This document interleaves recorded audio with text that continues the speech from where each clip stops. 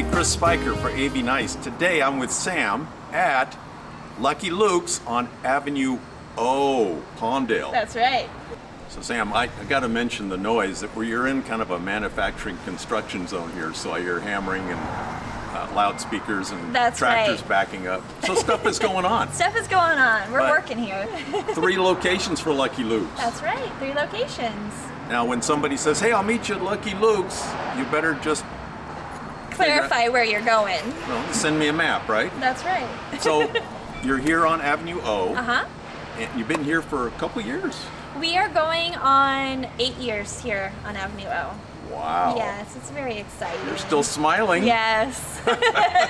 And the original location, Is it? This is This. it. Yeah. and this is cool. Anthony's going to get a picture of the bar in there with the pennies in it Yes. because of the story. Yes. So the Penny Top Bar is a really fun story that's special to my heart. We had been out of town and we came across this really cool copper bar and I just fell in love with it and I wanted nothing more for this bar top at our Palmdale location. And Brian was convinced it was going to cost too much money, but he said, oh, well, you know, we're Lucky Luke, so why don't we do pennies and have one lucky heads up penny in the bar top.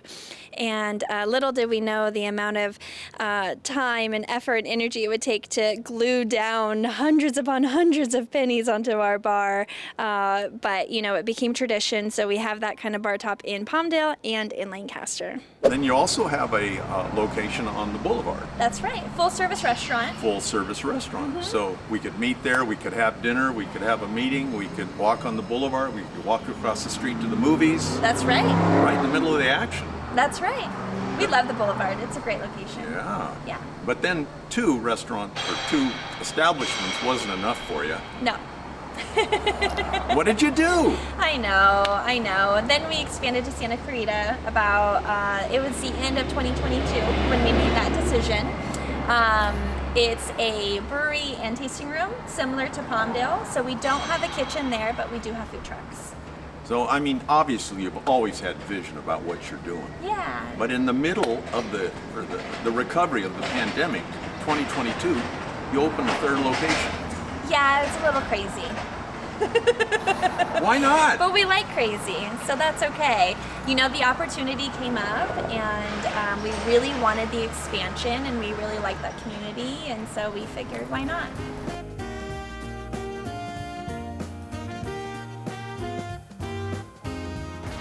Crazy question. What's the biggest challenge for you guys? Ooh. Or do you have one? Certainly, we have lots of challenges. Not enough of those red cups? I would say the biggest challenge is now that we have 3 locations, my husband and I run the business, and so we're always outnumbered a little bit. And so that would probably be the biggest challenge, is that we can't be everywhere at once, whereas before we could divide and conquer. Okay, you're there, I'm here, we're good. Now we always have a 3rd one that's doing its thing. We're also parents, and so juggling that with the kids is obviously another time challenge too. And they're too young to help. My son actually washes kegs, and he works in the business as much as we will let him. Yeah. Wow. Yeah. I always thought like having a restaurant or a bar, it's called a bar, right? Yeah. You have like a favorite seat where you like to just hang Yes. out and watch? Uh-huh. At the restaurant, it's booth 1. That's my favorite spot in the restaurant. It's just the perfect focal point. There's something about that cushion that's really soft. Probably because I sit there all of the time. And then here, it's really anywhere at the bar. I like sitting at the bar here in Palmdale. And in Santa Clarita, we have a really large patio, and we have this covered picnic area, and sitting in an Adirondack chair underneath that covered picnic area, and you can kind of see the whole patio. It's my favorite. So yeah, I have a favorite spot in each location. Okay, so we're here at Palmdale. How many people have you had in this patio area Oh gosh, lots. at one time? Man, 100, 200 maybe? So how do they, can they reserve this space? Yes, so Because they got to warn you, right? absolutely. Hey, we're bringing 100 people in. Yeah, and I would definitely say that we don't always get those calls in advance. Sometimes people just show up, and you know, I can't be mad about that. But yes, if it's a special occasion where you want to make sure that you've got seats saved for your special party, then you definitely reach out to our taproom manager or any of our staff here. We do reservations. Reservations, Yeah. which is kind of nice. But like, I was in the restaurant business. I was a dishwasher, and people get hungry. Breakfast time for an hour, lunch for an hour, and then they all show up at the same time at dinner. 100%. So you know that already. Yes. And you're prepared. Nobody We're ever going, prepared. I've been in this line for... I mean, sometimes there's not much you can do with 50 people to show up and I've got one person behind the bar, you know, but we make it work. I have to say that I have really incredible staff. And so even in those times of chaos in those moments, for the most part, they handle themselves really well. And they genuinely love what they do. And that's why I like the service industry as much as I do, is because we have a team of people who really love what they do. Yeah. And if you don't love it, then it's not made for you, and that's okay. But our team, they really love what they do. It's And not so- up to the customer to bring a happy attitude in. Right. Yeah. And they're probably coming to you for a reason. Right. They got a need. Yes. And you guys take care of And it. service them, yeah.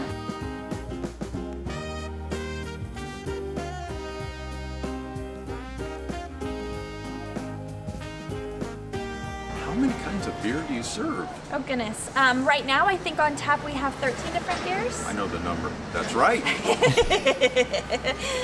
But it rotates. And so certain seasons we'll have more, we'll have less, depending on what events we have going on. The styles of beer change on the season as well. Oh, yeah. And so we'll brew a lot of darker beers in the wintertime. We do lighter, more refreshing beers in the summertime. So it is a huge task on our brewers to kind of make sure that they're brewing the right things for the right season and always keeping that fresh. Hey, give me a barrel of number 12. And he's going, like yesterday? So you only sell your Correct. product, what you make. Yes. You don't have like a national brand. Correct. And why would somebody put down their national brand and come over here and try something local? Because it always feels good to support local. You know, we're locally owned and operated here in the Antelope Valley. My husband and I were both born and raised here in the AV. This is where we're raising our family. And so I like supporting other local small businesses. I like what they're able to do for the community. And so that's my biggest pitch to making the change. And plus we taste better. And we taste better.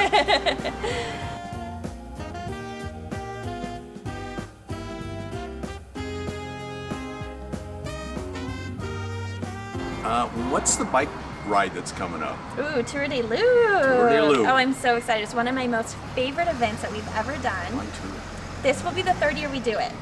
Okay. So we have a bike ride from our Lancaster location to here, our Palmdale location. We kind of hang out for a bit. We wait for everybody to arrive, and then we ride our bikes back to Lancaster. And all of the proceeds benefit Resurrection Cycles, which is a nonprofit just a couple doors down from us on the That boulevard. would be a great video, by the way. Resurrection. Yes, yes. He's wonderful. He's dedicated to his mission. I really like what they do for the community as well, and so it just kind of makes sense. My husband is an avid bike rider. Not so much street bikes. He likes mountain bikes, and so we've partnered up with Squeaky Wheel and City of Lancaster. City of Palmdale helps us out a whole bunch. We have a cycling team that comes out to offer route support. So if you're kind of new to This is biking, a good way to start. it's a really great way to start. And all the travel on Sierra Highway is on the bike path. Correct. So you're not out there Yes. in the middle of the traffic. Yes.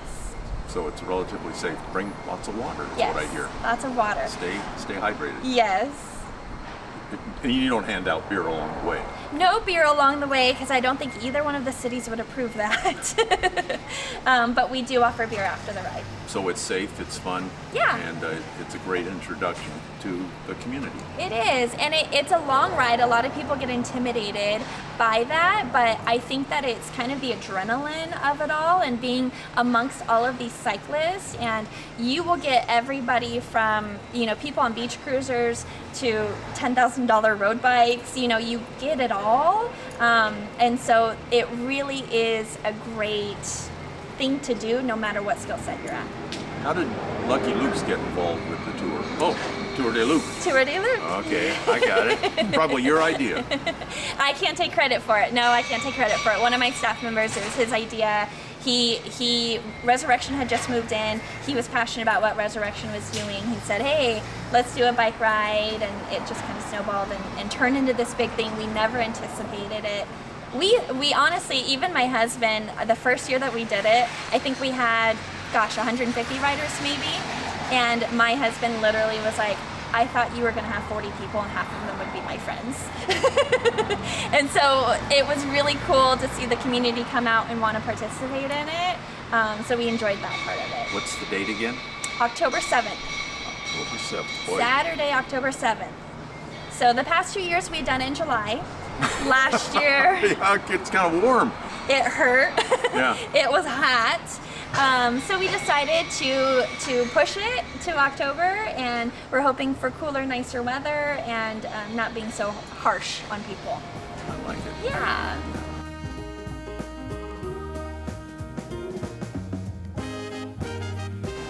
Tell us the story about Lucky Luke.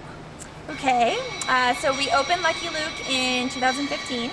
My husband was a home brewer, so that's how we got into the beer industry.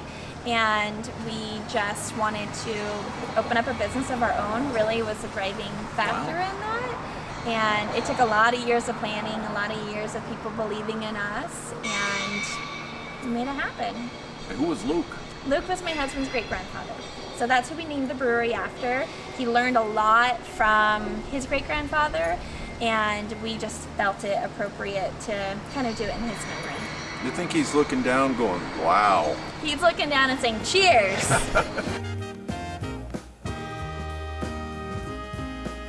So Brian came to you.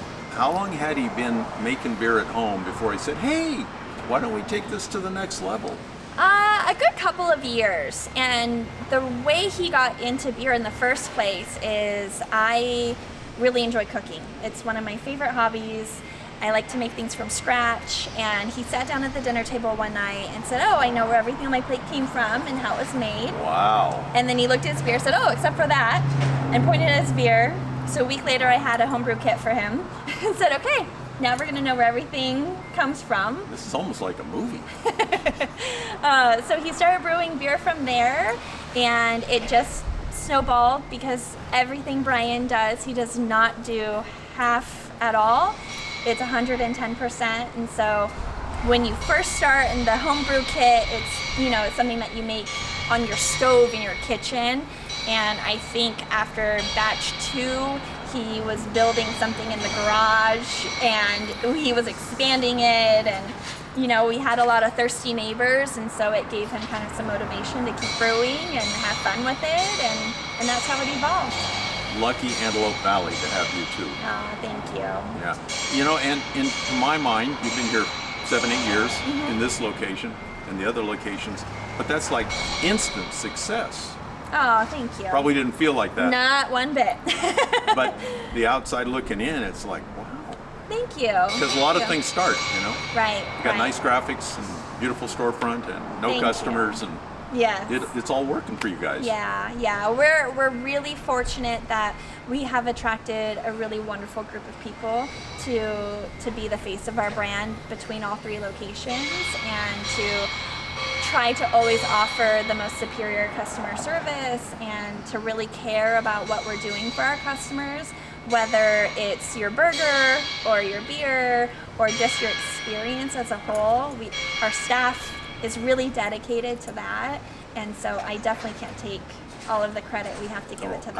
I give my credit to my staff. Yeah. And they decide to come in every day, and they know it's a safe place to work.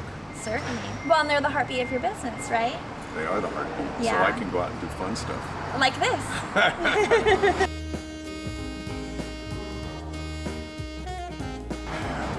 There are other places that make beer and sell beer. Yeah. And then there's all these wine tasting rooms. Yeah, isn't it fun? It's fun. Yeah. Okay. It's something nice to do in the community. It's something that's unique. It's an experience. It's not just going and sitting at a bar. It's somebody's craftsmanship that they're curating specifically for you. And so I love all of the other breweries and the wine tasting rooms and just that whole element that it brings. Also, when I go around at night, I see groups of people, I think a lot of them building things over here that you don't see anywhere else. Yes. You know, this is a safe place for them. 100%. And you just look around and go, wow. Yeah. Goosebumps like I'm getting now. You know, the people that you attract. Yeah, it's cool. What's in the future for Lucky Luke's? Ooh, we've got our plates full right now with the 3 locations, but in the future I would like to expand to more restaurants. So that's, again, cooking is a passion of mine, and so I would love to offer more food. It just creates more of a whole experience for people, so hopefully that will be not too close in the near future, but in the future. Talking with Sam at Lucky Luke's, and this one is on Avenue O. They're also on the Boulevard. They're also in Santa Clarita. Chris Spicher for 80 Nice.